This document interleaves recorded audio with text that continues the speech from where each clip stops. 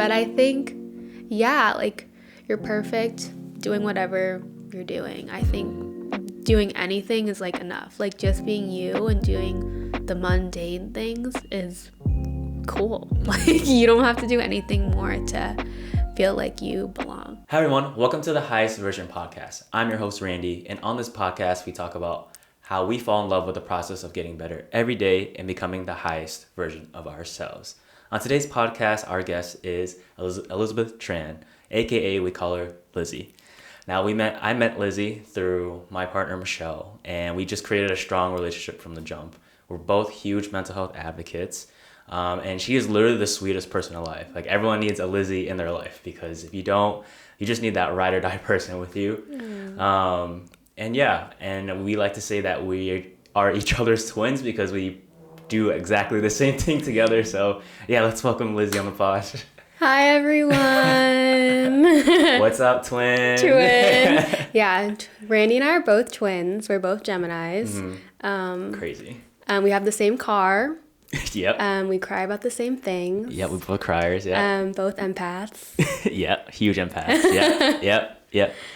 And then I also forgot to mention that your main job right now is that you're a mother-baby registered nurse. Yes, correct. Yeah. So I think where to start off is I usually have a Funko Pop for everyone to kind of like what resembles like their guess.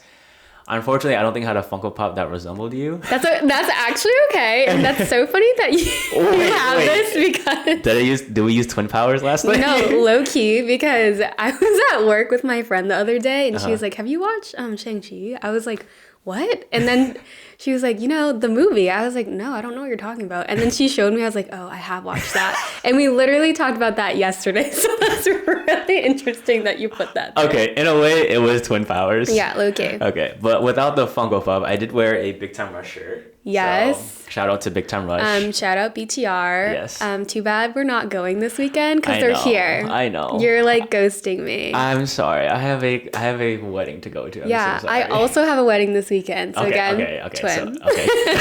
Literally same thing. Yeah.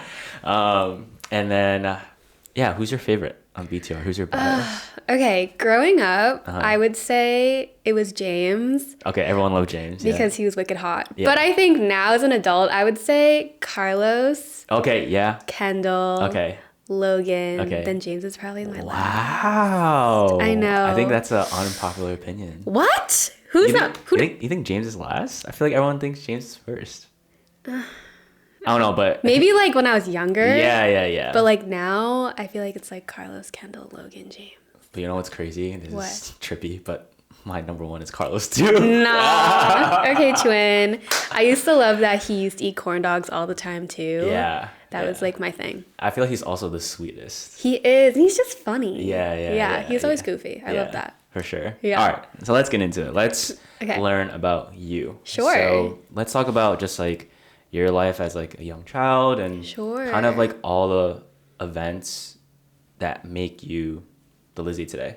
Sure. I think growing up, I had a pretty hard childhood. Mm-hmm. I think I did everything by the book. Mm-hmm. Always did what my parents told me to do. I think I was also a people pleaser like you are. And I still am. I'm trying to work out of it. Yeah. But I think I always played everything safe. Mm-hmm. Growing up, my parents were pretty much like fighting a lot all the time. I didn't have like a very stable childhood growing up. It was always just like fight or flight mode. So I would say that kind of has changed me as a person because I was always kind of walking on eggshells growing up.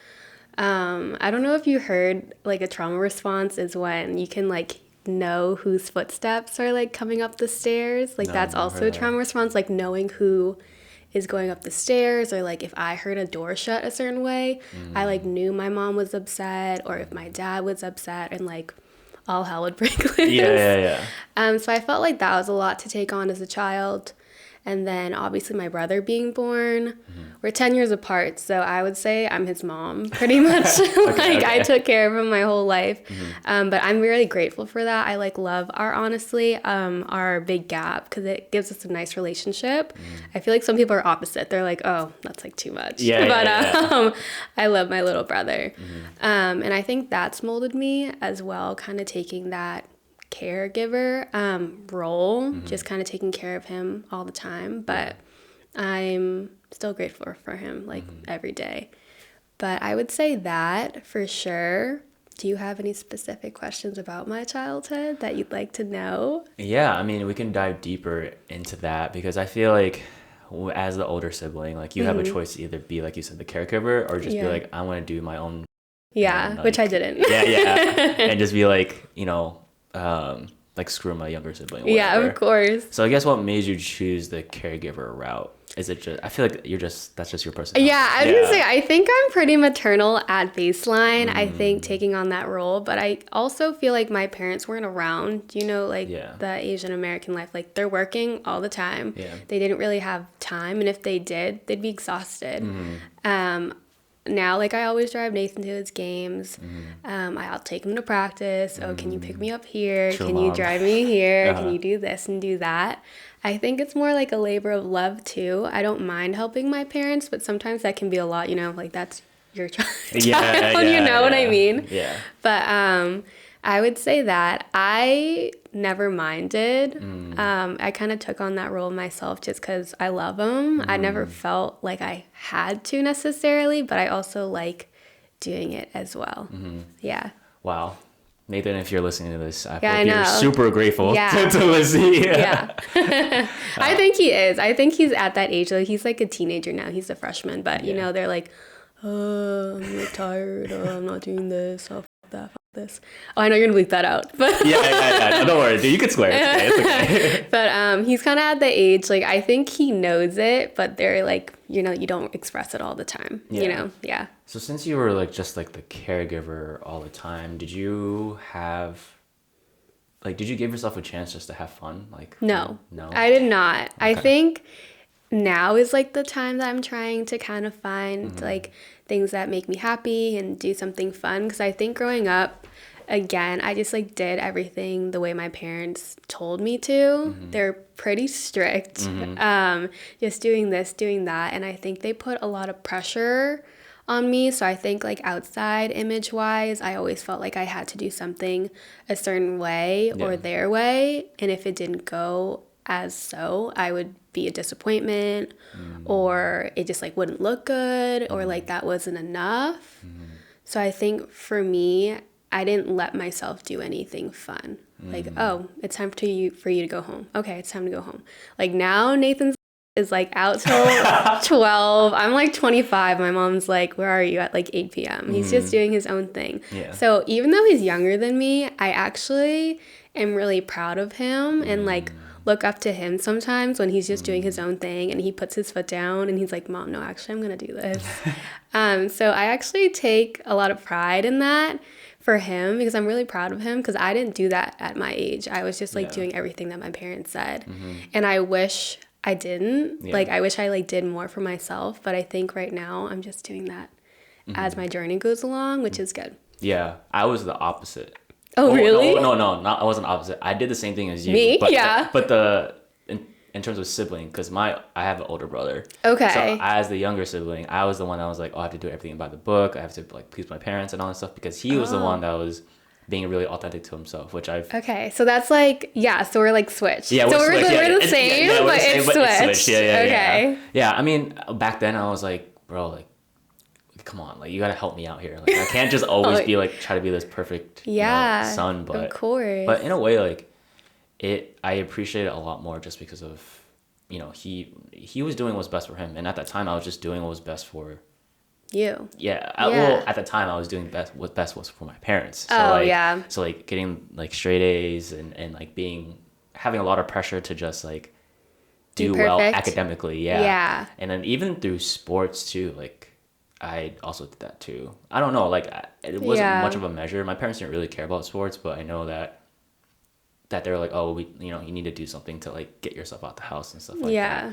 that. But yeah, it's kind of crazy that it's the same thing, but it's just switched. That's crazy because my parents were like, you need to stay in the house. Like, you need to do this and do that. But I also think it's because it's a girl thing. Oh, yeah, like, that's true. Yeah, you know, yeah. like Nathan's a boy, number one. So I'm also like, you know. Yeah. But like, I'm also the oldest. So I feel like they put pressure on the oldest. I don't know if it was the same with your family, I guess, because he was kind of doing whatever he wanted. Yeah. Which was good for him. But I feel like they put a lot of pressure on the oldest one. No, they did. And there have been a lot of fights as a young child too. But I think at some point they're like, well, there's nothing that we can do about him. It's just like, now it's on to the next one. I would say too, at least with Nathan, they're tired now, bro. Like they don't, they're like, I'm not gonna parent this child. Yeah. I would get it. I mean, 10 years apart, bro. At that point, they're like, nah. Yeah. Like, he'll just do whatever. Yeah. And it's just crazy though, because I'd be like, bruh, if I did that, I would done. Done. Like, I would actually be done. Yeah. Nathan's like, nah, bro. Like, just do it. Yeah. Oh my God. Like, no, I can't do it. Yeah. Yeah. Do you remember that one event where I guess that made you put that internalized pressure on you? Like, for example, like, did you like you were gonna go out and then your parents were like no, and then you were like, all right, I have to be this type of person? I wouldn't say like be this type of person, but I know like a moment where I was like, this is like a lot of pressure. I think in second grade. It was either second or third grade, and I don't know if we were taking a fake MCAS. It was like preparing us for the real MCAS. Yeah. And we had to take this fake MCAS. And I think when you brought it home, I think if you got a certain grade below like 80 or something, your parents had to like look it over with you and sign it off. That's such a high number to look I know. over I for think it your was parents. like I think it was 70 or 80 or something. Okay, and I got like a little grade below like what Uh-huh. it needed to be, maybe 5%. Yeah. And I remember my mom made me like redo the whole test. Like she wrote the right answers down and she made me erase all my current answers and then made me go through it again and take the test again at home. I would. And I was like, you know, like that meme when the dad's like doing math with their child. I was like, I can't believe I'm doing this right now. But that was like a pivotal moment. I was like, oh my God, this. Looking back, that's crazy. That is super crazy. Redoing a whole test, and that's a big test. I know. Yeah. I think they're like trying to Decrease it now. no, literally like obliterate like MCAS. I think they're gonna get rid of it. Man, these kids got it easy. I know. And now Nathan, he's like, I remember we had to handwrite that. He's on the computer doing it. Yo, they will not know the struggle of filling in bubbles and getting outside and being like, I gotta erase that. I know, literally, and they're like, you can't get outside like the lines writing this or they won't read it. Like that's insane, bro. Like, why were we writing like 6 lines in one chunk just to fit our essay? Like, that was insane. I hated the writing sections. I know. And they'd be like, okay, 10 more minutes. Like, you're like, what? Going so fast. Oh, okay. Yeah. So I would say that was like one instant that I remember, like a canon event that I cannot forget about how much pressure I was put on as a child, especially academically. Yeah, academically. Yeah, it's so crazy that I think the canon event for a lot of my friends, internal pressure was a grade. Yeah, literally. Like, or was like, all right, it's over.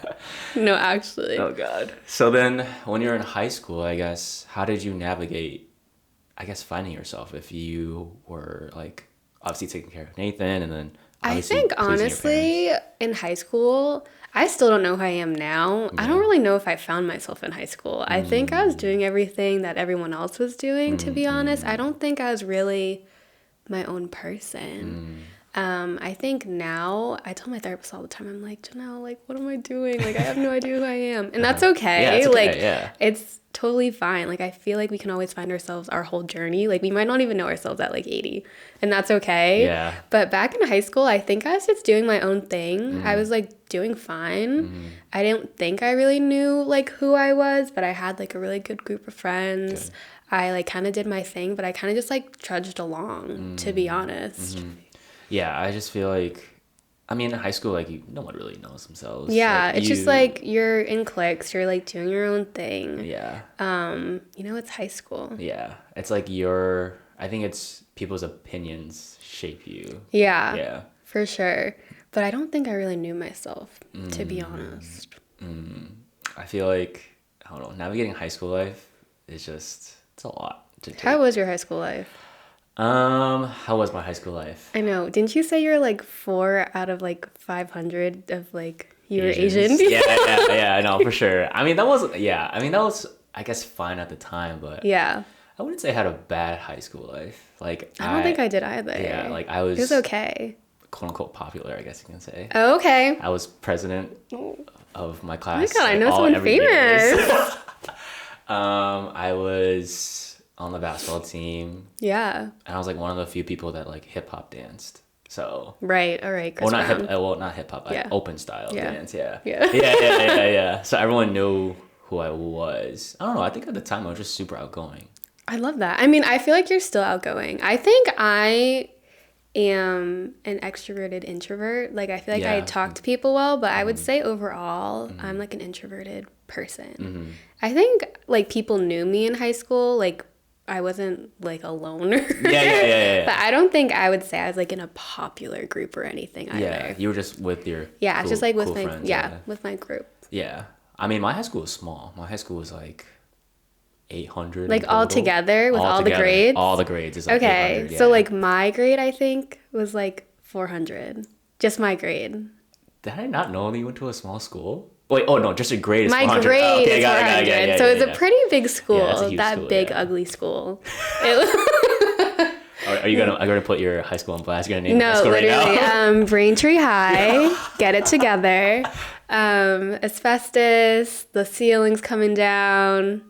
Little meese running around. Come on, that just sounds like high school for every high school when we're younger. No, bro. Like I remember the kids like coming from other towns going to our school being like, Disgusting. yeah. Yeah. Was Braintree High pretty diverse or? No. I mean, I live in a pretty like predominantly white town, I would say. It's getting more diverse, I would say, but maybe I would say 80% white. Okay. Maybe like 10% Asian, and then like another 10% like maybe black. Yeah. But not really that diverse. So I guess how'd you navigate being the minority group in your high school then? I think I tried my best to fit in. Yeah. All my friends that I have are very culturally competent, and they so like my best friend's obviously African American, but I think I had a good group of friends for myself. I wouldn't say everyone in school was always kind. You know, they'd like make, you know, like the jokes that'd be like fucked up. But I kind of just do my thing. You know, it's more like just ignorance that you kind of just had to like deal with, which isn't okay. Yeah. But I kind of just dealt with it the best that I could. I think I didn't get the worst of it, but I know other people probably were bullied and not treated as kind. Yeah. That's unfortunately high school. Yeah. I mean, even now, like people are I getting know. bullied I and mean, stuff like that. it's crazy. Honestly, though, I feel like it's a mix. It's definitely still bullying happening, but I feel like our generation is a lot more gentler, I would say, as well, with how we kind of navigate stuff. But I definitely feel like there are still bullies. Yeah, unfortunately, there are just mean people in this world. Yeah, like I think Nathan told me how. Not to be Nathan got bullied. No. Nathan's a big guy, isn't he? Last year he was in middle school. He was telling me people were like dunking kids in the bathroom. Okay, that's like old school. It's like 2024. Yeah. But like dunking kids in bathrooms, like there'd be a fist fight like every lunch. I was like, y'all are kind of ghetto. Like you're 13. What do you mean you are beating each other up in the school? Yeah. I mean, I just look at some influencers nowadays and like, I don't know. I think they're promoting just reckless shit. Okay, I can see that too. Yeah. Like it's just like, oh, like because they did it, whether it's staged or whether it's real, it like kind of puts in young people's minds like, oh, like you can't do this, and then it's gonna get a good laugh, and therefore everyone's gonna like you. Were you teacher's pet? No, I wouldn't try to be teacher's pet. Okay. I wouldn't try to suck up to Okay. Like, I would just be doing my work, being quiet. And obviously, I'll talk to my friends, but Yeah. if the thing I hated as a student, at least in the classroom, was that if the teacher asked a question and it was just super silent, even though it was like a super easy question or something like that, nobody would put their hand up. So at that point, I was just like, and like, luckily, no one gave me flag for like, oh, what a nerd. No, yeah. I think it's more just like, oh, he's doing this all a solid. Yeah. He's doing this all solid. Yeah.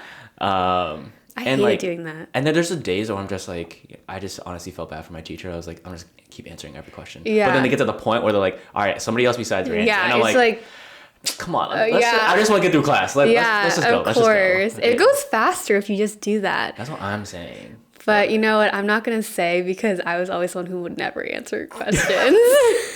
It's okay. Because I feel like I never knew the answer. It's okay. Yeah. If you didn't know the answer, like that's fine. Like, yeah. I wasn't like, huh. Yeah. You know? Like, that wasn't the thing I was trying to portray. I was like, I just want the class to go. It's just like, especially at that time in high school, I was just super tired. Yeah. Oh, okay. I feel like boys are always so tired. I don't know why. Yeah. Because Nathan now, after school, he'll do school. He'll do like 2 hours of football practice and then he just sleeps. Mm-hmm. I think it's just also like growing sleeps too and like growing pains, but y'all are just always sleeping. I don't know. I'm just super tired. But looking back on it too, I was taking naps after school too. Yeah. Like looking back, like we were doing full like 7 to 3s, going to do sports and like just doing it again. Like, how are we not exhausted? I know. It's so crazy. I was like, I ate lunch at 10. I was like, that's not lunch, bro. That's not lunch at all. Looking back on that, yeah, like, why are we eating lunch at 11:15 in the morning? It makes no sense at all. But now I was like, I'm not going to eat till like 1 or whatever. Oh my God. I just feel like we got up so early and we get out. I don't know. It was a full-time job just being a student. It was. It was crazy. So let's go back to, I guess, from your childhood experiences, and you labeled a couple of like mental health struggles that you had. So like that was people pleasing, perfectionism, maybe a little bit. Yeah, for sure. What else am I missing here? I would say those are my main two, or even like emotional regulation. I think I was kind of like muted growing up because it's like what my parents thought was best. I didn't know how to also communicate my feelings. I think just growing up, that's not how my parents did it. They would just like yell and then the next day oh, everything's okay. No, like that's actually like mental illness. Like we need to like talk about things. So I think growing up, when I first had my first few relationships, they were toxic as I didn't know what to do. I thought this man like treating me like was like, oh my God, he loves me. Like, this is great. Oh, because that's what you're used to. Yeah, that's like what I saw growing up. So that's what I thought was normal. And I think a lot of people deal with that and they don't even realize it until they're older. And I think too, when victims or like people who have dealt with this talk about a story and looking back on it, they're like, what is wrong with me? Like, I can't believe that happened to me and I let it happen, but you don't even realize it before your eyes because you're just dealing with it and that's what you're used to, and you almost gravitate towards it. But I would say those are like my big three. What is, I guess, some advice that you can give to people that obviously when you tell them they won't realize they're in a toxic relationship, but what is something that you can tell them where like, hey, like you need to be aware? Like, what's advice you give to them? I would say think about how they make you feel like at the end of the day. I remember I was in school one day and this guy that I was with at the time, I was in study hall with my friend Amara. Shout out Amara. We were literally just in study hall, and I remember the guy that I was with, he was dealing with a lot of stuff, not medicated. I felt like I could fix him. That's like one of the big things. Fixers, yeah. Like, no. I thought I could fix him. I was like, oh no, he can change. Yeah. No. He did not change. So I remember I like woke up and I was like, Amara, like he's like so moody. Like I swear he's bipolar, all this stuff. And I remember we were in study hall and I literally texted him, good morning. And I'm pretty sure he was like, shut up. Like I'm in a bad mood. And we were like, Bro, what? Yeah, and she was like, bro. I was like, dude. And at the time, I was like, whatever. But we were just like, what the... If I got a text like that, I'll be like... So yeah, I'm he like, was what pretty much like, shut the up. Like, I'm in a bad mood, so you're going to be in a bad mood. So it's just like That's stuff awful. like that. Like, looking back, that was actually insane. Yeah. Like, why didn't I, like, why was no red flags, like, blurring? Uh-huh. I would say the way that they speak to you, the way that they treat you, their actions, if they really care about you, they're not going to put you in that situation. Everyone has stuff going on, I think, in their lives, but one of the things that my best friends and I always say, if someone acts out, they need to apologize, you know? Some people, like, when I get mad, I bet you I say things that I, like, don't agree with, or, like, I was like, oh my God, I'm so sorry. Me being angry, though, is an excuse, but it's not a reason to kind of talk unkindly to my partner or even a friend or even, like, a stranger. Like, that's not appropriate or okay at all. So I think just understanding that someone who cares about you would never treat you terribly, like, at all. And that's, like, the bare minimum, which is wicked sad. Yeah. But I think overall, like, with my relationship with Liam, I had to unlearn and learn things all the time because I was like, why is this man, like, nice? Or, like, why is he... Yeah. I was just like, what's going on? I think also people like me who deal with that, you almost self-sabotage your relationships because you're like, oh, I'm going to gravitate to what I was comfortable with, which was toxicity, which we need to not do that. Yeah. And Liam and I always make jokes about, like, how, you know, like, I'm going to regress because I would used to do that all the time. Like, Liam and I would get in a fight. I'd be like, okay, block. Don't do that. Don't do that. No, pretty much I would, like, block him on everything. And I'd be like, okay, like, email me. Like, I was, yeah. Email you?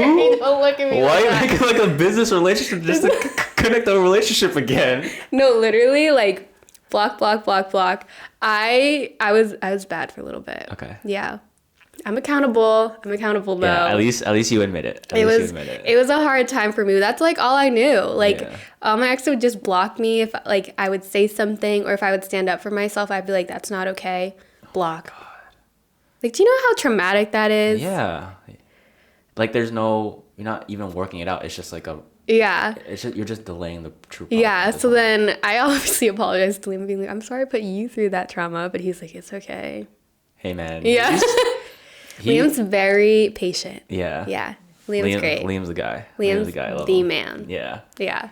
So, yeah, go ahead. No, go ahead. No. So I think that, like, total 180 was just really different for me. Yeah. But Liam also knew that I had some growing up to do as well. So he was kind of patient with me, which I'm really grateful about because he has a very stable family. You know, he grew up with 2 loving parents.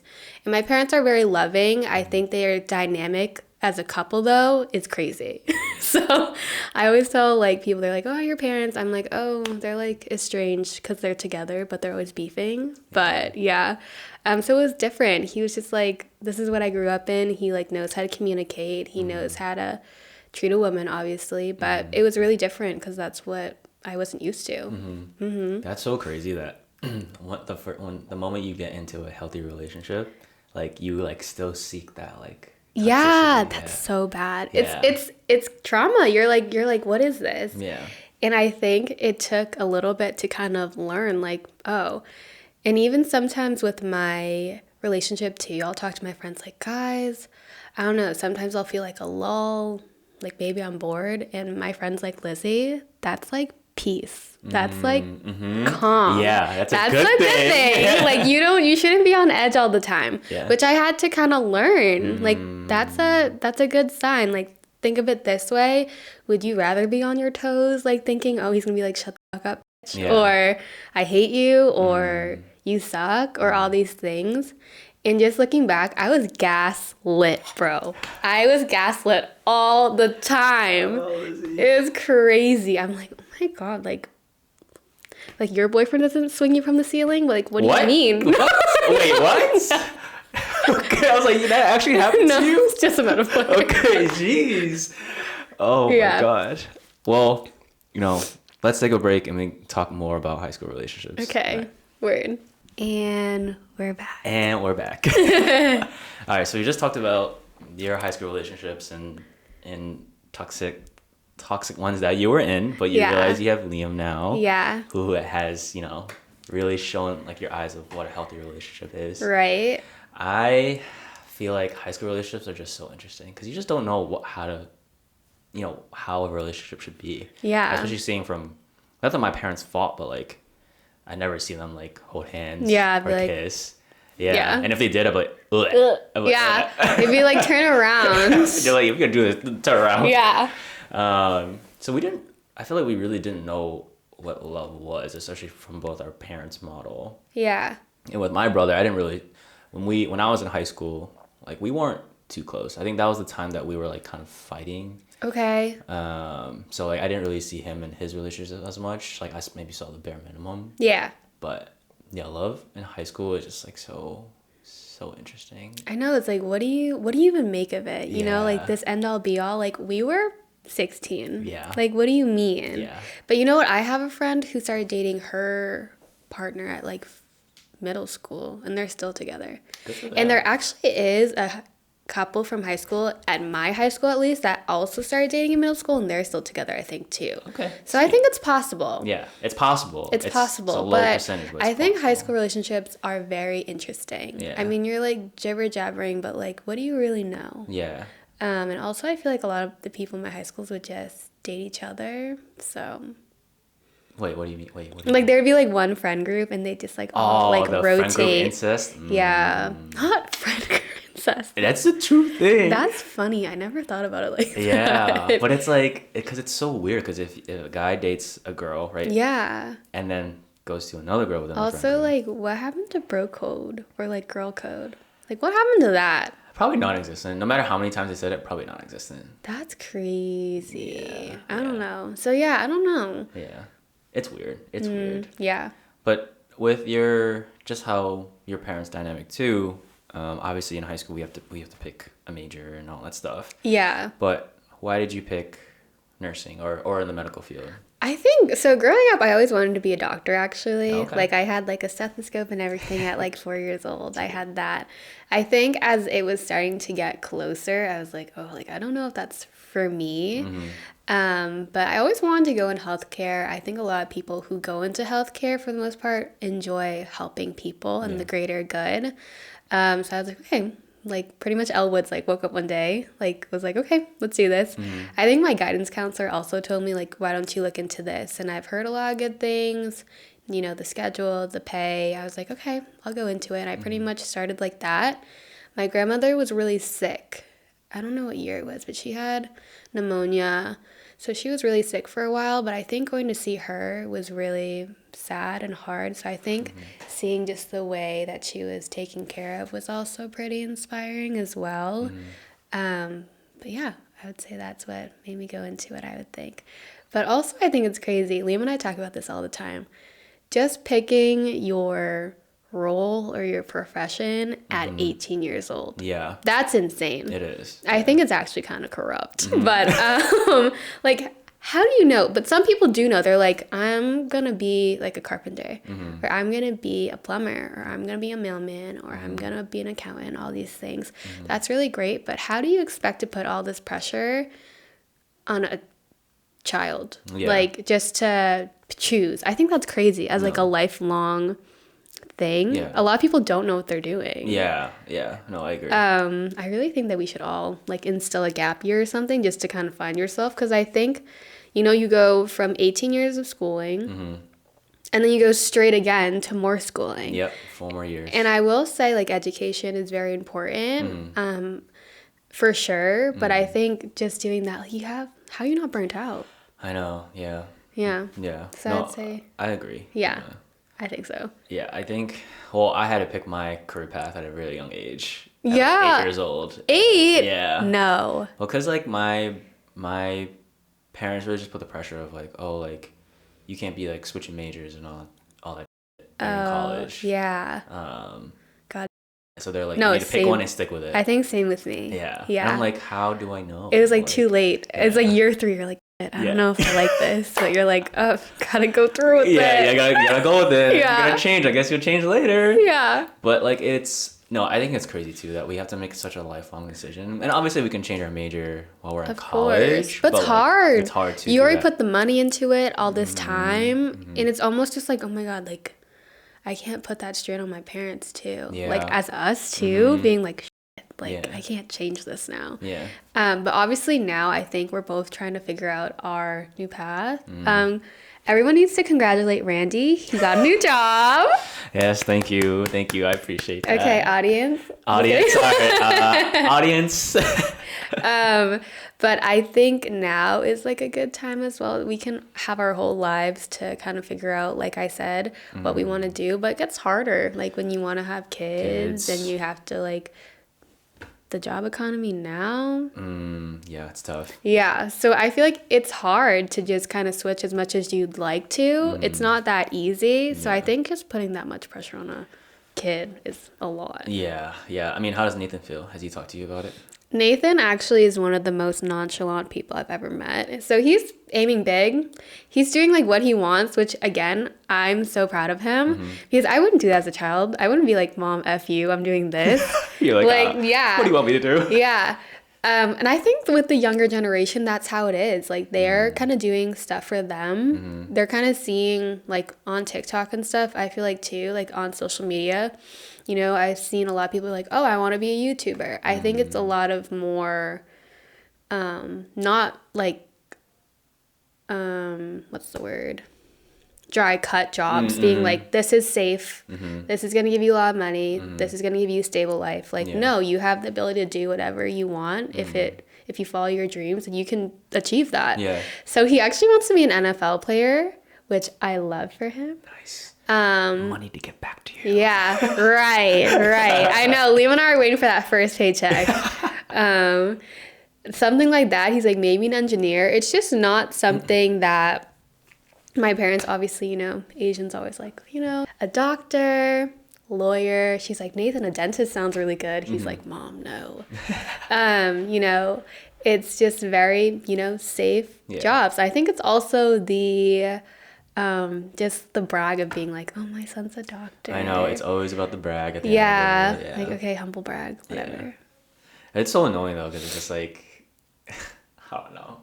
Like I'll be showing up to family parties and my mom was like, yeah, like Randy just got president again. And then at the time I was like, I don't know when it was, when Barack Obama was serving his term.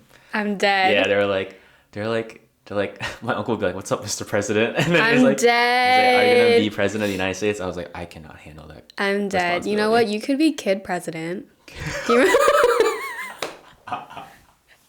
No, even as a kid president, I feel like I'll have so much anxiety. No, literally, growing up, Nathan and I would watch Kid President all the time and be like, Nathan, what are you doing here? Like, get on.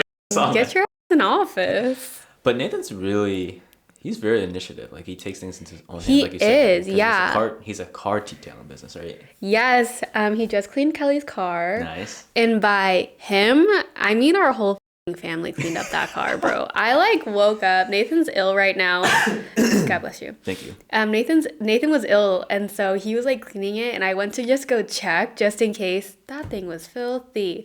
So then we like literally got the toothbrushes, we got the vacuum, we got all the things, and Kelly literally texted. She was like, "Bruh, I haven't seen my car this clean in like ages." So yeah, cleaned Kelly's car, Tara's car. Liam's car, my car. Your car could be next, but I know you like cleaning your car as like almost like therapy. Yeah, it's therapy. Super therapeutic to see everything clean. Yeah, for sure. He's a hustler. He is a hustler. Yeah. Do you want to shout out his business? Yes, his partner Killian. It's K and N. Yeah. Okay. I just had like dementia for a second.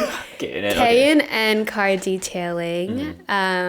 Pretty good price. I think it's like $120 or like $130 for like a full car detail. They're also both 14 guys, so yeah, true hustle. Do they have IG really good price. They do. I think it's K&N car detailing. Okay, I'll put that in the show notes. Word. Okay, we'll put that in. If Shout out Nathan. If you're in the South Shore area, hit us up. South Shore, Massachusetts, by the way. Yeah. Yes. So let's get into just like college life. Sure. Because I feel like, okay. I didn't have much, didn't to have be much? honest. Oh, No, it was like full on study. Yeah. Like all the Nurse time. majors is very Yeah. hard. I will say like a bunch of girls did like party and stuff. Again, I'm very introverted, so I'm not really a party girl. Yeah. Anyways, Yeah. so that was okay. But I think in school, I was someone that had to actually study really hard to actually do well. Yeah. And I probably wouldn't get through nursing school without my friends. I had a really good group of friends in college, and they really helped me through nursing school. It was just like glue, pretty much, all of us together. You would have to help each other to Yeah. pretty much pass, Yeah. or you'd pretty much die. Yeah. It was awful. It was intense. Like, I remember in college I wanted to pretty much study abroad, but even that opportunity couldn't even present itself because it was so strict. They're like, oh no, like you can't even travel abroad unless you're doing like a business major or like a communications major. It was like, no, you have to stay here because you had clinicals, or you going over there, it wasn't even the same credits because of our healthcare here and the schooling here. So that was really different. So yeah, I feel like I didn't really do much in college. That was like a quick blur. Same with high school. Like I was just like trying to get through. Yeah. Yeah. So how are you with, I guess, being present now? Because I feel like you said so it's all much quick blur. better. Good. So much better. I think my gap now and like my age now, as I've gotten out of that, I've tried to be more present and do more things that I want to do. And I think that's also a journey in kind of healing my inner child, just doing things that I actually want to do for myself versus my parents telling me something to do or someone else telling me something to do. Especially in therapy, my therapist was like, with my depression, she was like, you need to start doing some hobbies, Elizabeth. Like, we gotta start doing some things that are like kind of uplift you. So I started playing piano again. I started taking my lessons again. You play piano? Yeah. Since when? Since I was a child. Oh, dang. Yeah, I could have been a prodigy. I was gonna say, so were you a piano prodigy? I was. I hated it though. Of course. That was also something that I talked about with my current teacher right now. Shout out Marcy. We were just talking about how, like, as a child, it felt more forced versus me wanting to play. So I was playing some pretty like intermediate, like high level songs, but I think it was just like me doing it versus me enjoying the music. So I did it for a few years, and then my brother was born. So then my parents just got wicked busy. They didn't really have the money or the time to take me or kind of accommodate, which was okay. Yeah. So I stopped, and I wasn't really mad about it because I was like, okay, no more practicing. Like, who cares? But looking back on it now, I was like, man, I wish I stuck with it. Yeah. So there's always time to change and learn. So I was like, you know what? I'm going to do it myself now. So I'm like taking lessons again. I'm kind of rusty, which is fine, but I'm starting to like get in the groove and like enjoy doing that. And also I feel like with that, growing up in school, you have gym class, you have music class, you have extracurriculars. As an adult, bro, you don't have that. Yeah, you literally have have to manually seek it to do it. So I think that too, I was like, okay, I gotta like exercise my brain a little bit. Like, like some things I'm like, nothing's going on. Like I need to like do something. So I was like, okay. So it's kind of having me think and like doing, you know, like my motor skills too. So that's good. Because sometimes even when I'm writing something out, because at work, it's like mostly typing. Like, do you have to manually write anything at work? No. Yeah. So I feel like sometimes when I write, I'm like, holy, like this is like, yeah. So yeah, I started doing that. For me, kind of focusing on a routine. I do well with a routine. How do you feel like Same with that? twin. Same. Okay, Same twin. same twin. So getting back in like a routine, because I feel like I need structure, or I can't do anything. Yeah. I'm just like lost. Liam's pretty like nonchalant, which I'm like, You're like, I can't I'm do like, this. I can't do it. And he's just like, oh, we'll just like do whatever tomorrow. I'm like, no, please give me a plan. So yeah, I think being present, spending time with my friends. I remember Liam's like friends with a lot of older people. Liam's a little older than me, but they're like, oh, you work like 3 days a week. Like, what do you do on your other days off? I'm like, Nothing. I'm rested I'm for the exhausted, next 2 days. I have to do, yeah. actually. It's a lot. Your occupation is a lot, obviously. But yeah, I think just getting back in a routine, it makes me feel a little bit more fulfilled. And I feel like that's what my therapist told me too. She's like, Elizabeth, I think you're like a little bit better when you're doing stuff and have a routine. So we need to work on that. I said, okay, sounds good. What's your if I were to take out piano right now? Yeah. I'd be like, play me your go-to song. What song would that be? My go-to song, it used to be like Moonlight Sonata. Like that was like kind of crazy. Have you heard of it before? No, how's that I'll play go? it for you. It's kind of like, it's a classical song. Okay. Like now Beethoven, though, Mozart? yeah. Okay. But now, girl, I don't play very well now. We'll get into it. You're gonna get there. We'll get there. So let's see. Oh, this is an ad. I was like, you're playing Yeah. that? I was like, you know how I popular love that this song is? song. Oh, Yeah. this one. It's a dark song, right? It was pretty dark. Yeah. Depression. Expressing your true feelings. Yeah, as like an 8-year-old. Yeah. Yeah, so I would say, someone goes, who else is here in 1807? I'm dead. But yeah, I would say that, or Furlise. I think that's how you say it. Furlise? Yeah, it's like. Yeah, I know what you're talking about. I would say that. I would say now as an adult, though, I think I want to play a little bit like more modern songs, like not like a full classical ensemble. Yeah. But yeah, I would say like back then that was like my go-to. Gotcha. Yeah. What other hobbies are you looking into? Everyone loves a good hot girl walk. I think just more reading as well. I hate reading. Like I read like a lot of self-help books, but I feel like I need to get more into reading. I feel like my vocabulary is also pretty sparse. So No worries. Mine too. To like get better with that, I feel like I need to read more. Yeah. Just like enjoying, obviously Michelle and Kelly, shout out Michelle and Kelly. We love doing our Pilates classes together. Oh, yes. I think just doing things that kind of make me happy, even if you're not good at it. Over the summer, I've like gotten to biking more. Oh, word. I actually fell with my cousin, but it was okay. We were like pretty much like biking in the rain too, but just like doing more things that even if you're not good at, I think that's okay. Like you don't have to be good at your hobby. Yeah. I like to tell a lot of people that. I'm That's just like, true. you know what? Like just try it. You don't have to be good at it. If Yeah. it's like kind of helping you with creativity, like palm therapy, like, and it's just making you feel good, like color outside the lines, like do anything that you want. You don't have to be good at it for it to be a hobby. That's true. No, that's a good point. Yeah. Especially because like, as long as it brings you joy, like, yeah, like just It's something do it. different. Yeah. Yeah. So going into, I know you mentioned like you going to therapy right now, but I know there's a period of time where you went through depression. Yeah, I'm still going through it. You still going through it? Okay. I didn't know if you were still going through it but how are you dealing with it? How was that relationship with kind of feeling this depression? I think honestly, it comes in waves for me specifically. I think I'll be doing good for a little bit, and then especially during my time of the month, it gets really heavy and I'm like in a dark space.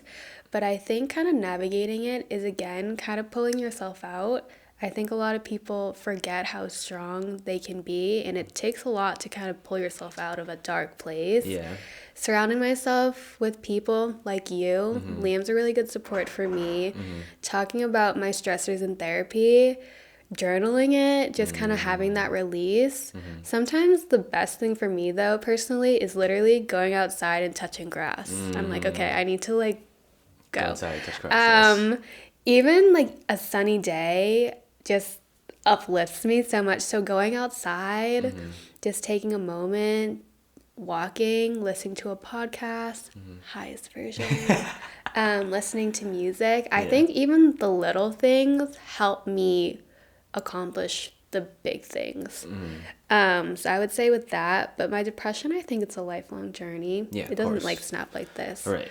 But personally, talking it out, writing it out, gymming it out sometimes too. Okay. Yep. Gymming it out. But I think the best thing for me is having a good support system. Just being able to know that you're not alone is really important with that, and just kind of being able to navigate through that. Do you remember the event that kind of made you identify that you were going through depression, or do you think it's built up just from everything from your childhood, like we talked about earlier? I think, honestly, looking back on it, I don't know if I kind of suppressed it almost, like as a child. I think I was dealing with stuff, but I always was like fine. I think just like last year was where I like really hit rock bottom. And I had to seek therapy. I think growing up, I also didn't have the resources to. Right. Obviously, in our like family dynamic, it's not really like, oh, mental health is a thing. I think my mom and dad have gotten better at it, like just being like, you know what, just do what makes you happy at this point. Like, we don't care. And at the end of the day, like, they don't care. I always put this pressure on myself, being like, my parents gonna be really disappointed in me. Like, they don't even know what I'm doing at work half the time. Like seriously. So if they want me to be happy and just doing whatever, like, that's okay to them. But I think growing up, I had a lot of pressure on myself to not disappoint my parents, and then my feelings that I actually felt would be repressed. So growing up, I kind of just dealt with it. I wouldn't say I really dealt with the depression, because I was just like, oh, that's just like how I'm feeling. Yeah. But I think last year was where I was kind of a lot. My first year as a new grad nurse was a lot. A lot of nurses feel like that too. Like, you're kind of pushed like with the wolves, and you're just like doing your own thing. I worked on a pretty like hard floor, I feel like, too. It was like a surgical onc floor. We had very sick patients, and I work in Boston too, at a really good hospital, so we get the sickest patients. Like, you're not going to see that in a community hospital because they don't have the resources. So a lot of sick patients. Not all of them were very nice. Consciously also not there. Dementia patients, people who are combative, people who aren't kind. You know, they're sick too, so that doesn't help. So when you're sick, you don't want to talk to people. You're really grumpy, and that's valid. But then as a worker, that makes it hard, because your life is really heavy, because you're kind of taking that home with you sometimes too. And I think that was really stressful for me. And going into work, I was always like fight or flight mode too, like crying before work, crying during work in the back room, crying after work, days off, crying thinking about work, getting work nightmares. So I think for that was really, really hard on me. And also, I was a rotator, which means like working 2 weeks days, 2 weeks nights. That was really hard on me as well, just kind of getting in the groove, because I'm like a day person. Like, I'm happier during the day, so I was like always really tired, and I felt like I was missing out on a lot. And our schedule is obviously different, so if someone wanted to go out, I'd be like, oh, I can't, like, I'm going into work. But I made the transition. I work with mothers and babies now, so it's a lot better. But I'm strictly nights now, which I feel like I'm starting to get the hang of now, like after a year. But I'm still struggling, which is okay. I'm kind of trudging through it. Yeah. But I think, I mean, as an empath, like, I feel like being empath and being a nurse is so hard, because, like you said, you're taking all what you see, and especially how your patients are feeling with you home. So how do you, like, I guess, put that boundary, or did that just I think happen? At least with this job, it's a lot easier to just kind of leave that at home. I mean, leave that at work and then go home, because it's a little happier. Like, where I am, a lot of people, you know, they're starting new lives. They have a new part of their family. I will say, though, there is loss sometimes. You know, some of these babies aren't healthy. They're going to the NICU, or they're going at Children's. They have fetal anomalies. They have issues breathing. So stuff like that, it can be kind of heavy, but I think it's not as heavy than what I used to kind of deal with, which is kind of good, because it's mostly happy. You know, I see all these cute babies. I get to hear like their names. I get to see their siblings. I get to, I do have a privilege to kind of take care of this population, which is really cool. And one thing my friend told me that her partner said, Mike, he's also a nurse, and he's very great. A lot of these people that come to the hospital, they don't always have anybody. You know, they come to the hospital and they can almost like look for you for comfort because maybe you're their family, which that is also really good sentiment and like privilege to have. Because not everyone who comes to have a baby has a home. Some of them, you know, they have to end up going to homeless shelters, or they don't have any support person, like, oh, they had their baby on their own, you know? So that's also kind of sad to see. So it's nice to be able to kind of help them during that vulnerable time. But for the most part, it's happy. Okay. Yeah, that's definitely a lot to take in. I mean, I've always thought nurses and doctors, anybody in the medical field, like, obviously, like, you're doing something to contribute to society and like make it a better place. I just think, just like in your new grad nurse experience, like, it's a lot, and like that, I know that's something I could, for me personally, I just couldn't do, just because I know like what my it was limits crazy. Like going from baby world, from that was just like, again, a total 180. I would go in these patients, like I remember pushing like 20 meds with one person. They'd be on TPN, they'd be on tube feeds, they'd be getting like a heparin drip, they'd be getting like insulin drip, they've been getting a PCA dilaudid drip. Like they would have so many things to, like, now I feel like sometimes it can get busy too, but there was just so much stress in that environment. It was too much for me. Oh my gosh. So now I guess, you know, catching up to present day, you know, we're in our young 20s, right? How is navigating your 20s been? Hard as like Agreed. I never know what I'm doing, which is cool, like whatever. I think, again, navigating is just finding things that you enjoy. I think I've kind of let go of that pressure of what I used to think success was. I think success for me currently is just doing what makes you happy, because my definition of success might be different from yours or Michelle's or Liam's. And I think just doing what makes you comfortable and what makes you happy is great. I think growing up, I used to think, you know, all nice things, like the big house is what you needed and a nice car and all this stuff. But at the end of the day, like, that doesn't matter. Just like the people you're surrounded with. I love my group of friends. Like, I pride myself on them, and I really value the relationships I have in my life. I think now navigating, it's just, we're all just doing our own thing. And that's okay.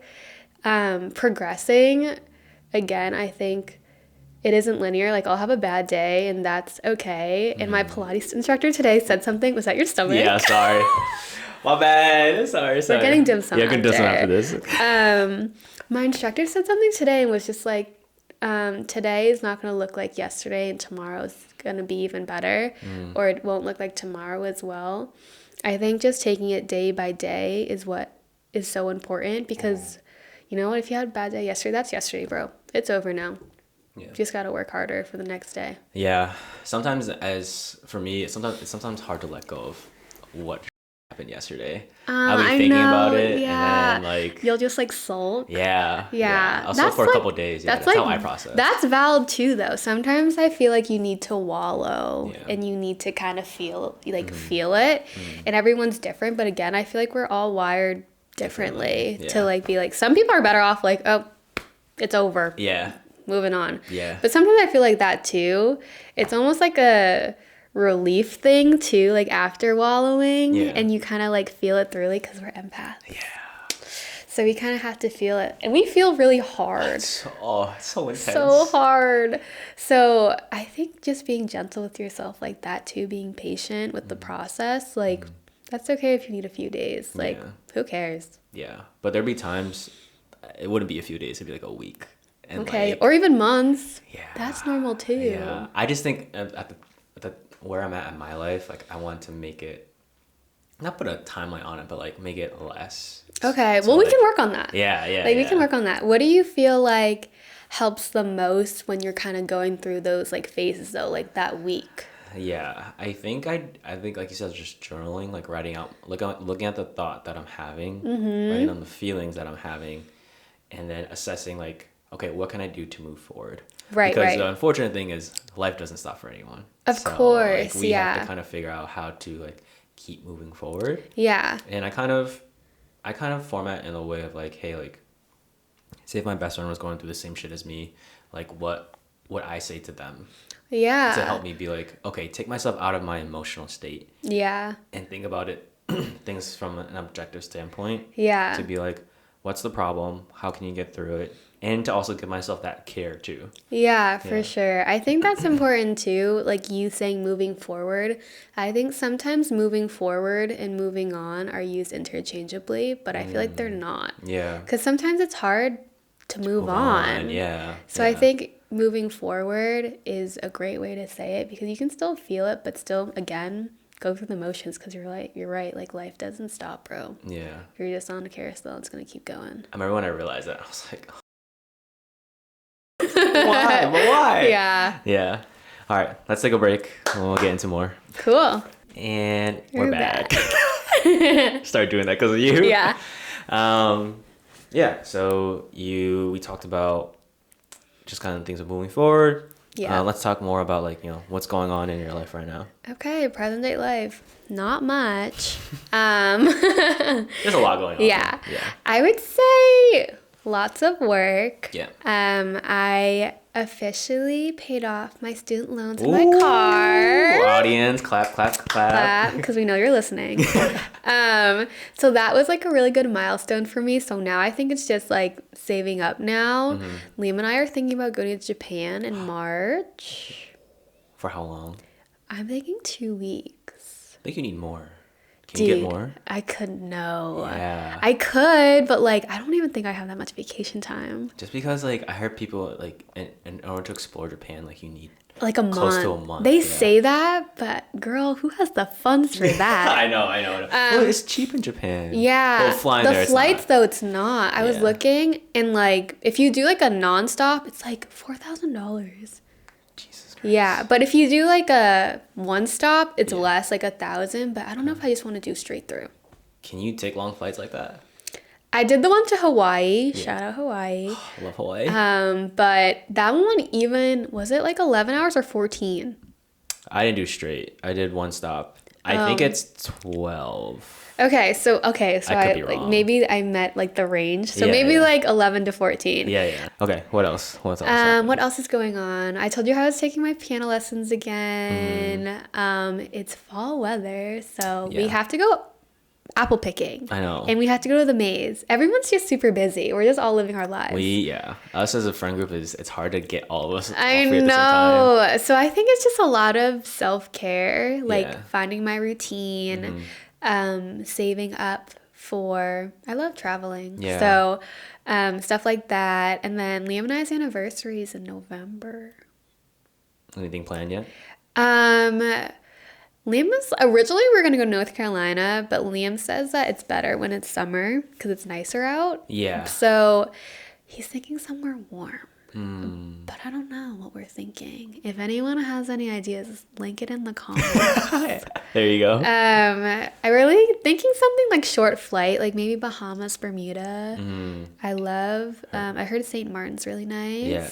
It's hurricane season though. I know that's Yeah. the issue. So I don't know. Yeah. So yeah, we're like planning that. We have the wedding this weekend. I'm excited about that. Yeah, kind of just living life, bro, day by day. Okay. With healing your inner child, I think it has Nice a lot of segue. I think there's a lot of interpretations of it. Yeah. So first question is, what does healing your inner child mean to you? Okay. Second is what does your inner child need?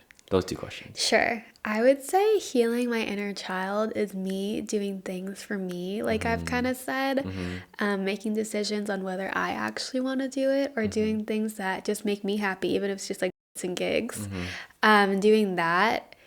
I would say also healing my inner child is kind of talking to me more gentler. I would say just like even sometimes too, growing up, my parents were pretty harsh. Yeah. So kind self-talk, even kindly talking to others. If Liam and I are in an argument or someone else, like me just talking, just always remembering like you can still be kind if you're like in disagreeing with someone. I think just being gentle on myself and what I'm doing, not putting pressure on myself a lot, doing things that make me happy. And I think, again, just being kind to my mind. Yeah.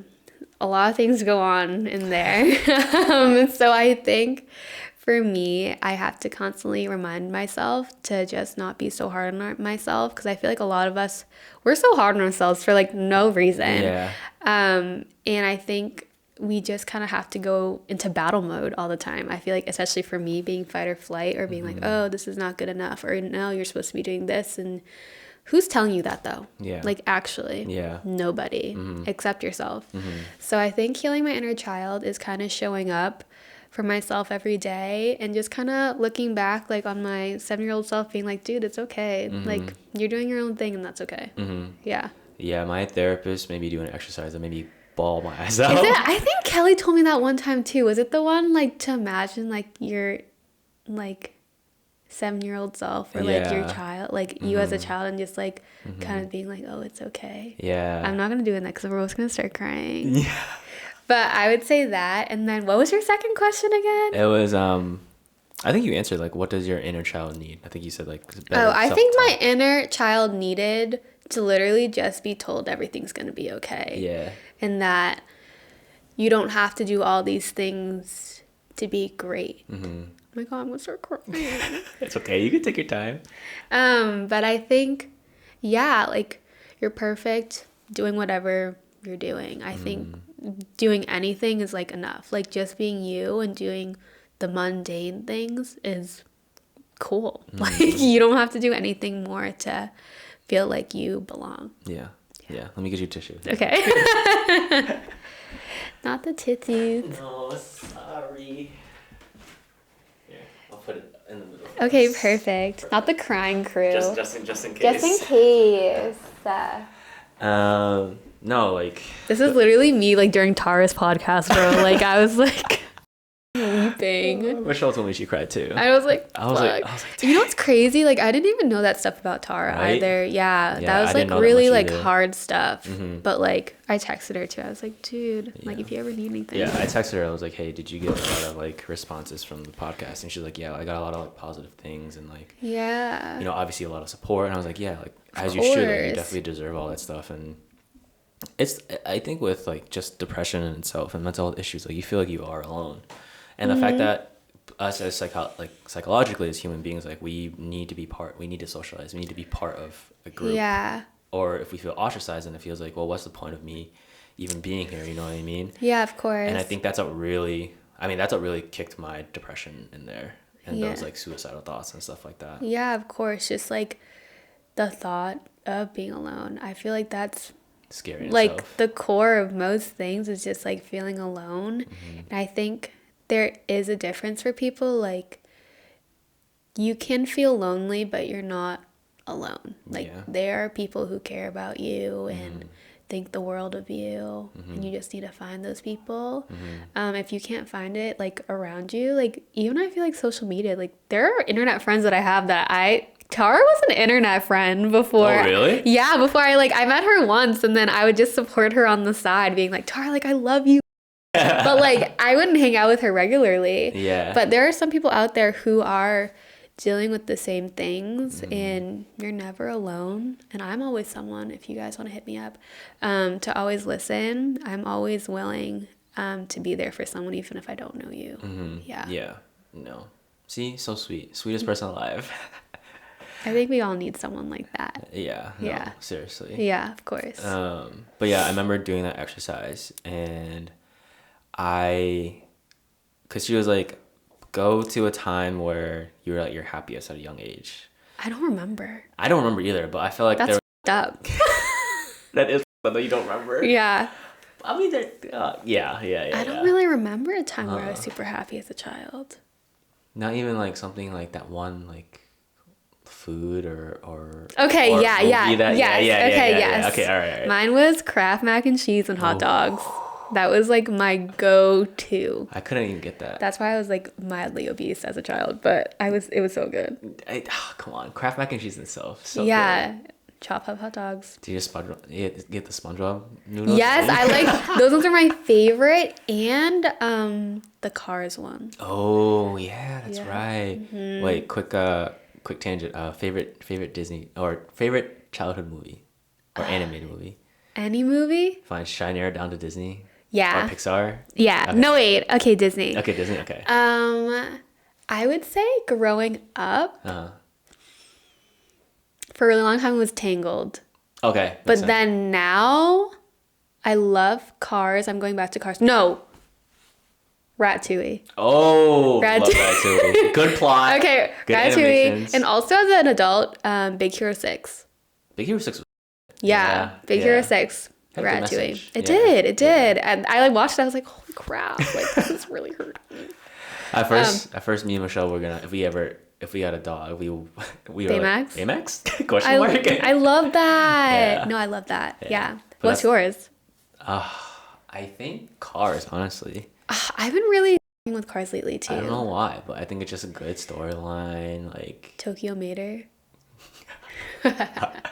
Mater is Mater, I forgot who my favorite character was. My favorite characters usually are never like the main characters. It's usually Really? Is it like supporting characters. Is it like maybe it was Mater? Yeah. I don't know. Liam always makes this joke. So I used to have buck teeth, everybody. So Do you actually? yeah, I'll have to find you a photo. But That's Liam will old call me photos. Mater because I used to Damn, have buck ass That's teeth. up though. That's up though. Yeah, no, but it's kind of funny. I hope you find it funny too, and not just inside crying. Yeah, so he'll just call me Mater sometimes. So yeah, Cars is a good one. Yeah. It's good. It has a good message too. No, Have you watched all three of them? Yeah. Okay, yeah. Rank them. 1, 2, and 3. Is it 4? Is it 4th? No, there's Okay, 1, 2, 3. 1, 2, 3. Oh, I think I have to go like 1, 2, 3. Yeah. Same. Yeah. Okay, but how do you feel about the High School Musicals? Ooh, High School Musical. You'll have to do this with Kelly. Kelly's like a major High School Musical fan. Okay, I'll say it now, and I'll talk with her another time. It's kind of hard. I think 2 is my first. Ooh, unpopular opinion. 2, 1, and then 3. Yeah. I don't think 3 was. I don't know. I just didn't hit like number 2. Do you know what's so funny? Mine's also 2, 1, 3.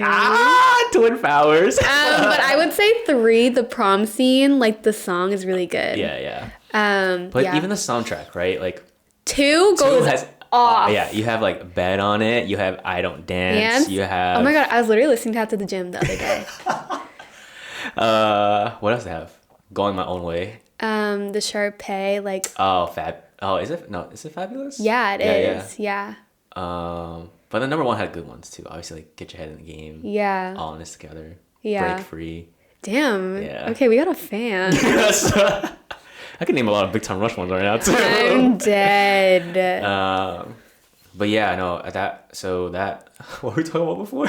Oh yeah, we went like on a side tangent. I was talking to Rena. I was like, this podcast is gonna be like the Lulu one, like compared to like the rest of them. Well, I don't think because we've had one-on-one talk, and that was on a very serious topic. Obviously, we're talking about like job changes, and, right? Like, navigating us dying. Yeah. Yeah. But like, I never really knew you as a person, like personality wise. I mean, I know you were sweet, but do you like, hate me now? no, I don't. What the? I think I love you more. Yeah. But yeah, no, I never had a chance to just like talk about our experiences, like whether it's funny, serious, sad. Yeah. All the things. Yeah. I think, we're talking about healing inner child and exercise. Yeah. So for me, I think it was.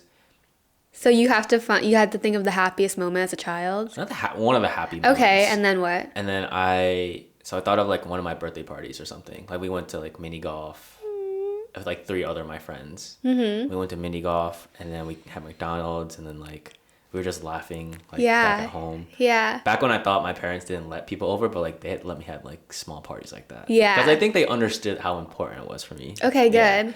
Yeah. So then they'll think of that moment, and then no, sorry, that was the second part. First part was think of the moment that like recently, not even recently, or the thing that has made you feel depressed or that one. Oh my God, I'm getting Yeah, sad. and that was like I thought of in college.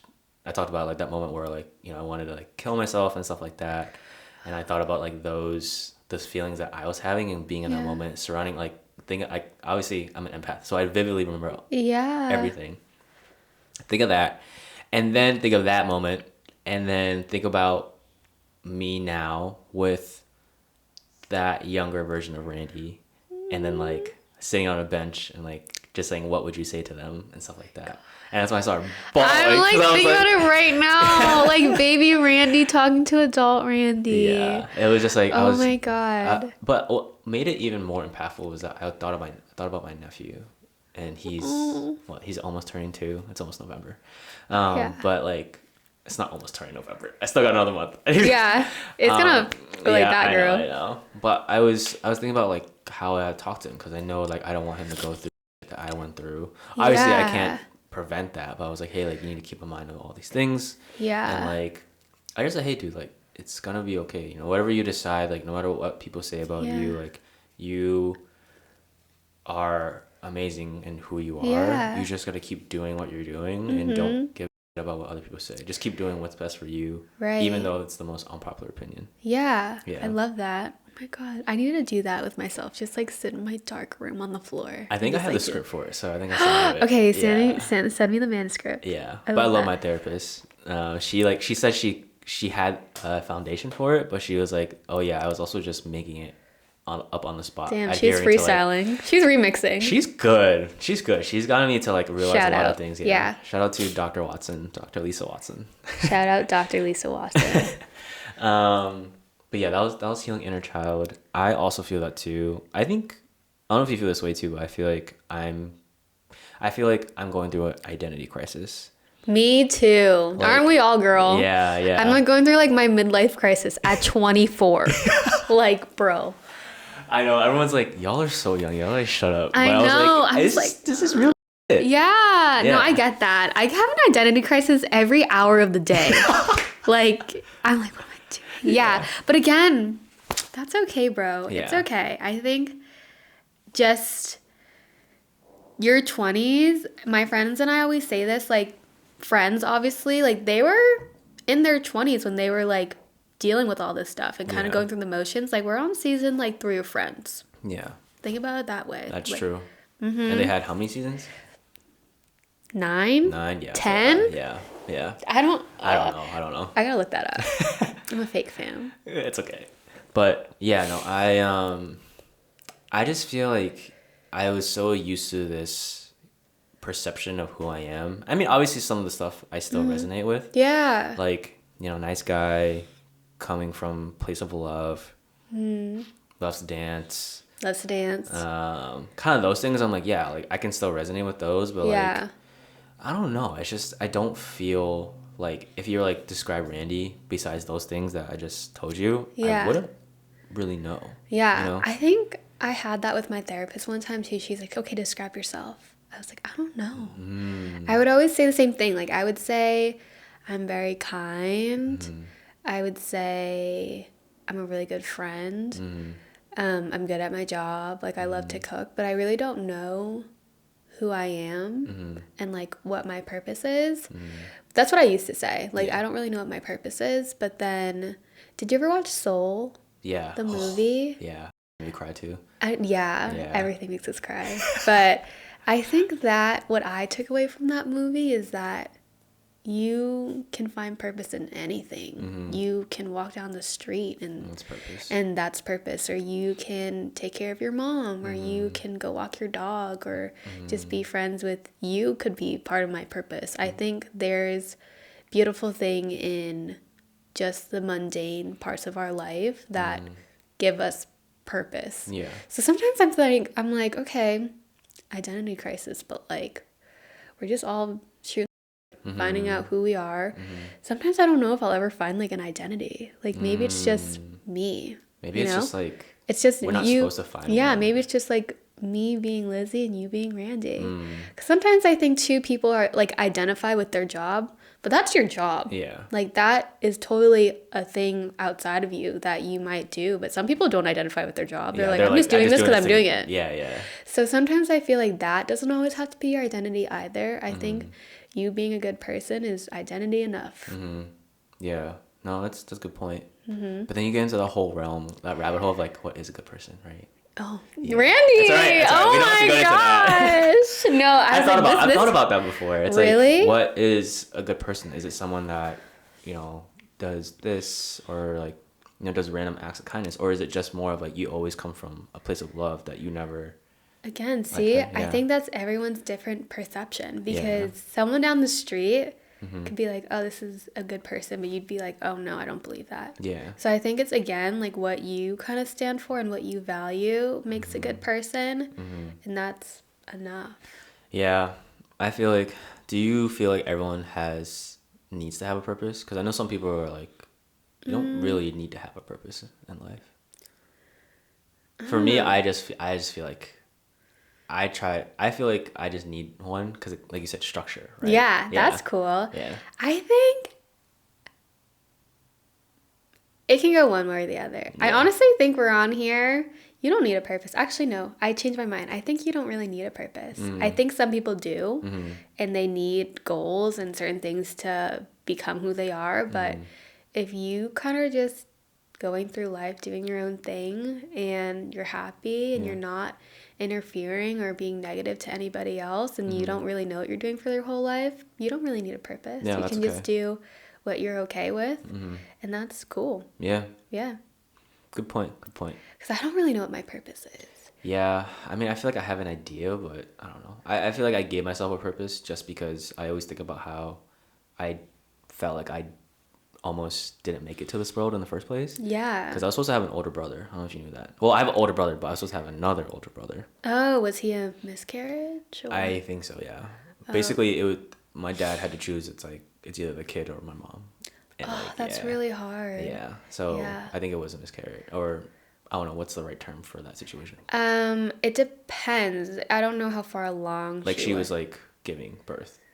Oh. Yeah, he died at birth. Yeah. Oh, that's not a miscarriage, I don't think. Yeah, that's like, this is really like sad, but it's a stillbirth probably. So like, okay. yeah. Okay. And then I came out like super small. Like I was like the size of a water preemie? bottle. I was a preemie. Do you know how much you weighed? I don't remember. I was supposed to be born in August, but then I came out in I was birthed in June. Yeah, so that's like 2 months right there. Oh my God. I would say, okay, so maybe you were like 32 weeks, 30 weeks, maybe? Yeah, maybe, We're up to like 40 weeks. Wow. Yeah, and I was like put in the incubator like right away because like I had a small heart. Oh my God, baby Randy. Yeah. But the fact that I didn't, like to this day, I don't really have any like physical like problems with myself. Like I'm super, like I feel like I'm super healthy. Like so I can see that you like you almost like need purpose because you've gone through so much. Yeah. I see that. Yeah. That's cool. That's what I kind of put behind it, but yeah. I mean, that still necessarily doesn't mean, I mean, life is a blessing in itself, so yeah. I'm just trying to. Of course. See, like maybe our purpose is just to live. Yeah. That's what my motto is now. Like your purpose is just, you can just live your life out like however you want it to be. I think like that's a purpose, I guess. Yeah. It doesn't have to be crazy or it doesn't have to be big. It can just be enough. Right. Yeah, my therapist also said like you don't have to do things. And I'm just like, she's like, you don't have to go to your job, but like you gotta, I guess. choose to. Yeah. And I was like, yeah, but like in my head I was like, well, I'm doing that for security, and she's like, yeah, that's why you're doing it. Purpose. Like, yeah, purpose. And I'm like, oh. And then just like a lot of pressure like came off like my shoulders and stuff. You got it. Okay. Yeah. So how is your people pleasing nowadays? You I get to say no? still do it. Okay. I still do it to an extent, but I think sometimes I'll be like, I used to be like, oh, if I'm really tired, if I'm not feeling good, I'd still go out anyways. But if I told my friend, hey, like I'm having a bad day, I'm not feeling like myself, can we reschedule? Like old Lizzy would never do that. Like I would just like show up just because. Yeah. Or continuing friendships just because I know them long enough. Yeah. Like just like, no, I think that friendship has kind of closed this chapter and that's okay. I think just putting boundaries down. And I think that's also good for yourself and the relationship you have, because if you put the boundaries down, you care enough to keep that relationship with that person. Yeah. So saying no to some things, being able to be like, oh no, like that wasn't okay. Can we talk about it? And then kind of moving forward. Yeah. Yeah. That is such good advice, because I feel like it's a lot of things I had to learn too. How to Yeah, of because course. I would in high school I would just like be doing people's homework, even though I was like mad tired. Yeah. Like I remember junior year of high school, people were like, "Yo, what are the answers?" And I'm like, I would I would do that too. I'd be like, here, I guess. Oh, actually, I'd just be like, here, whatever. Yeah. But like, why were we doing that? I don't know. I mean, granted, like I honestly did not give. Yeah. I didn't give. Yeah. Whatever. But like the fact that either I had basketball practice late or something, and someone's like, "Oh, can you come over? Like, I really need help on homework and stuff like that." I'd be like, Yeah, I guess. I'm tired. So I was like, sure. You know? Yeah. But like you said, I think it's more than just saying no. It's more about the boundaries that you set for yourself too. Yeah, of course. And I think that's wicked important, because at the end of the day, like, you're caring for yourself. Like, you need to take care of yourself, and you can do better. Like, if you're tired and exhausted from like constantly helping other people and like pouring not in your own cup, that's not good. Yeah. Like, you're just gonna be burnt out, you're gonna be tired, and sometimes I feel like you end up resenting the other person because you're like, Yeah. what the heck, like, why am Yeah. I doing all these things? But Yeah. you could say no. Yeah. You know? Yeah, and it's at the like in the moment, it's gonna hurt Yeah. because they may react in a way that you don't want to. Of But at the course. end of it, if you know, like, hey, like it's gonna help with like my energy and time Yeah. management and my stress, then And also, I feel like, especially with the people you love, they're gonna understand. I think the more harder things than saying no is like a random stranger or like someone at work or a colleague or like someone random, because I feel like you don't have that almost Reputation. connection Yeah, with yeah, them yeah, to be yeah. like, oh, it's gonna be cool. Like, they'll be like, no, actually, you like all this Yeah. stuff, but like, whatever. yeah. Yeah. At the end of the day, it's your life and what you want to do, what's best for you. Yeah. All right, let's take a break and we'll get into some questions. Sure. And we're back. Okay, so let's get into some questions. We have one question from social media. When I asked on Only one? Yes. Hey, it's better than nothing. So the question is, and this is from Michael Sasta. That is my cousin. Shout out, bro. Thanks for the support. Appreciate Shout out. He said, if I scroll down, he said, What's your favorite food? Just kidding. Imagine I'm like, oh, okay. How has your mentality changed from today compared to last year of today? Oh, that's a good question. I would say my mentality, as in like my hustle, or just like my depression or my anxiety. However you perceive that question. However I perceived. I would say in my mental state, I'm doing a lot better than I was a year ago. I was in a pretty dark place a year ago. Like I said, everything was pretty dark, just almost groggy. My days kind of clumped together.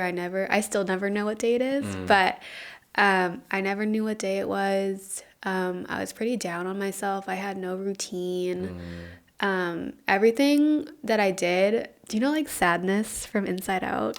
I was like her for a while, and like that's not me. Like I'm a very happy, like go-getting person. Like I'm always like usually a smile on my face. So that was really hard to kind of go through, just being in such a cloudy and gray space. I was just not doing anything for myself, really. Like I would try my best, but just going into work and outside of work, during my daily like life, I didn't really know what I was doing for myself. I was kind of lost. I still am kind of lost, but in a better state now.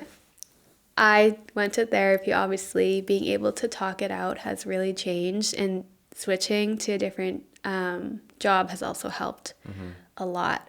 Mentality wise now, I think, again, reminding myself to be grateful always, to wake up making sure that I do better than I did yesterday, even if it's something small.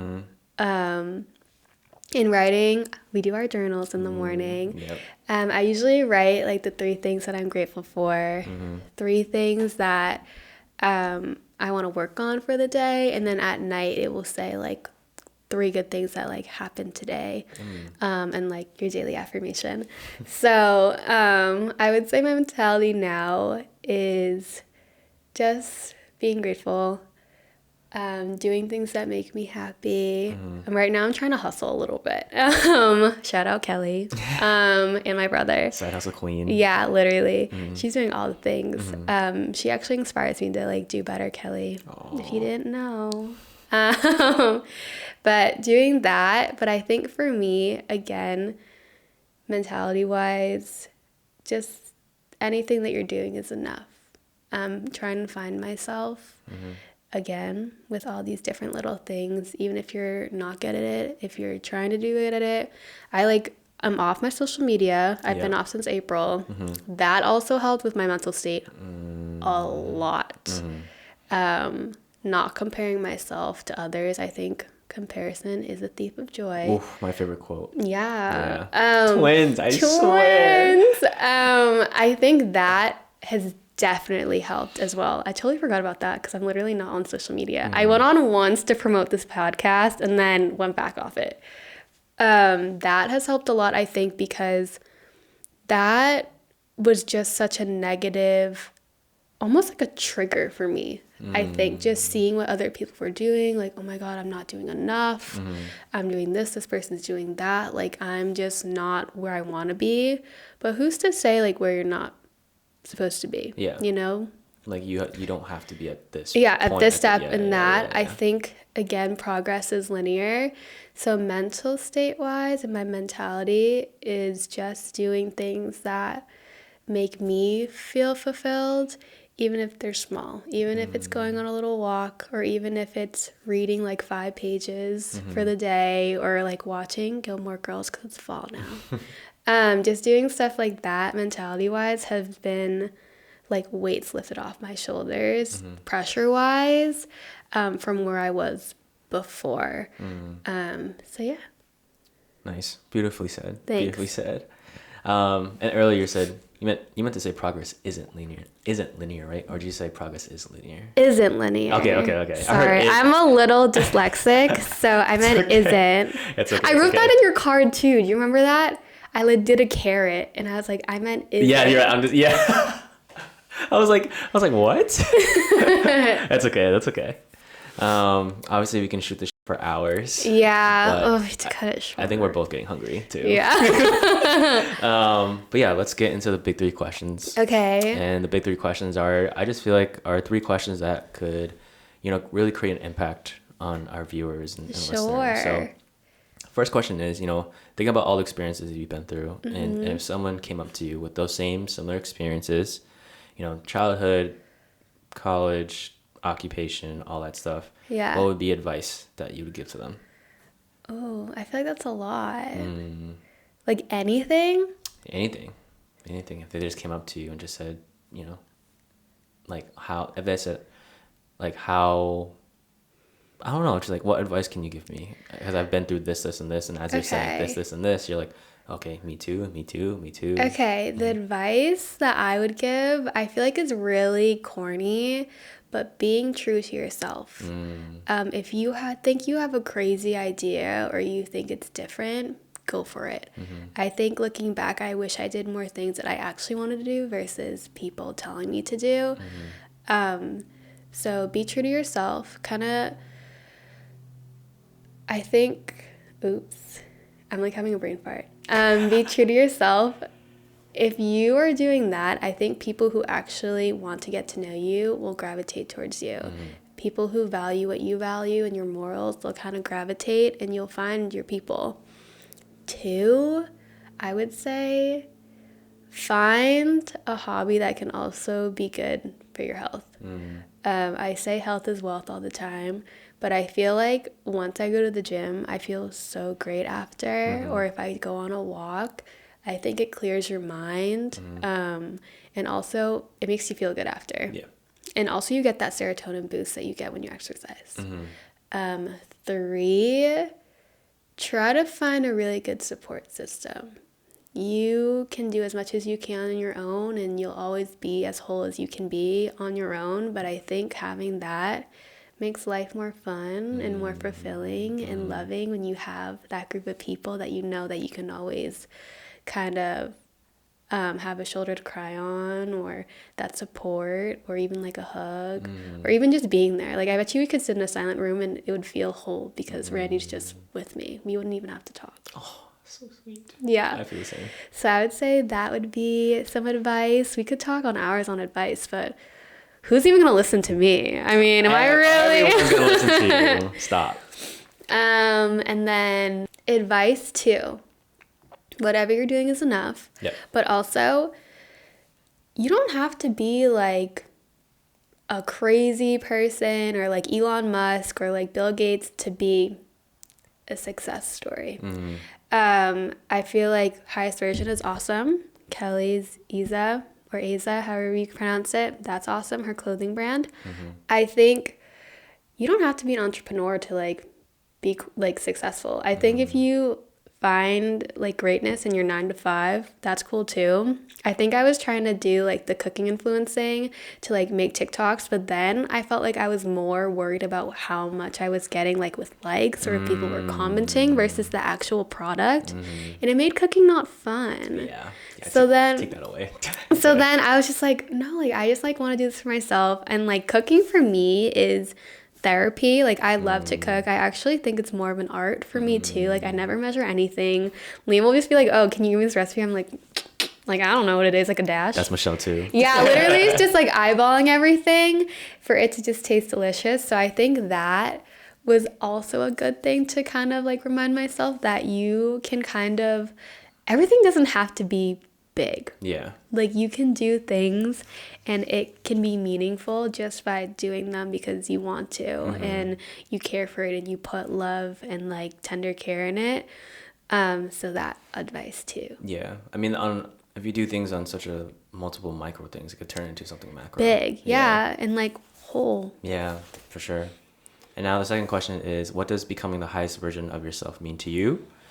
And how are you doing that today? Highest version of myself, I think, goes back to healing my inner child and again doing things that make me happy and make me feel fulfilled. The highest version is showing up for me and the people around me, my family, my friends, being their support if they need it, being a good person, giving back to the community. Everyone go give blood if you can. There you go. I would say those would be the highest versions of myself, and being kind to myself because that's what my inner child needed. Beautiful. Yeah. And my last question is, if there was someone on this, if you could think of someone that would be great to be on this podcast, who would it be? Like anyone, like alive and dead, or like like someone that you could someone that you can connect me with to be on this podcast. Who would it be and why? I would say, I already talked to Michelle, but I really want her to be on the podcast. gotta convince her. But outside of like our friend group, I would say my friend Amara. Okay. She is, I don't know if you'll have like another Shoot the Shit podcast, but she's so funny. Okay. But also she's gone through a lot. I would feel like all my home friends have crazy family dynamics. She's like been through hell and back, and she's just doing great. She's got her realtor license. Nice. If you need to buy a house, condo, hit her up. She works with HomeSmart. So I'm really proud of her with that. But I think she is, the way her mind works is so crazy. I just think she's just so influential, and she's just so intelligent, and she's beautiful on the inside and out, and I feel like she'd be a good person on the podcast. Okay, well, we're gonna have to talk about Okay. connecting. All right, well, Lizzy, I think, I just want to say thank you for your time, and thank you for coming on the pod. Thanks, Twin. Appreciate you. Oh my god, I'm so grateful. I was like, I wonder if Randy will ask me to be on the podcast. Of course. Thank you for having me. Thank you for listening. I'm really grateful for our friendship and how far we've come together. Yeah, I think just to give you your flowers, like, again, like I said before, like, you're literally the sweetest person alive. Me and Michelle always talk about it, about like, you literally came to like our house and just showed up with like flowers and a card, and then like, you know, you're always down to like do anything that. That's because I'm crazy. I'm always down to do anything because I'm crazy. But it always comes from like a place of love, and I think that's Yeah. the part that like really resonates with me. And like we just like, I appreciate that. yeah, we always just talk about how like sweet you are, and that everyone needs a thank Lizzy you. in their life. Sometimes all you need is love. That's true. it. That's true. That's it. But I can't wait for us to make more memories. Probably get you on another pod if we're gonna just do shooting the shit. Yeah. Because I feel like at some point, like obviously we'll catch up and then like just talk about like what's going on and stuff like that. Yeah. Yeah. But again, thank you so much. So much love for you. So much love for you. Always here for you, twin. All right, everyone. Well, thank you for joining. If any part of this podcast resonated with you, please leave a review, share, comment, like, share with all your friends. Subscribe, people. Subscribe, yes. If make it a habit to listen on. You know, it's easier when you are subscribed, whether that's YouTube or Spotify or anything. Put on else. the noties. There you go. And as always, guys, let's fall in love with the process of getting better every day and becoming the highest version of ourselves. Love y'all.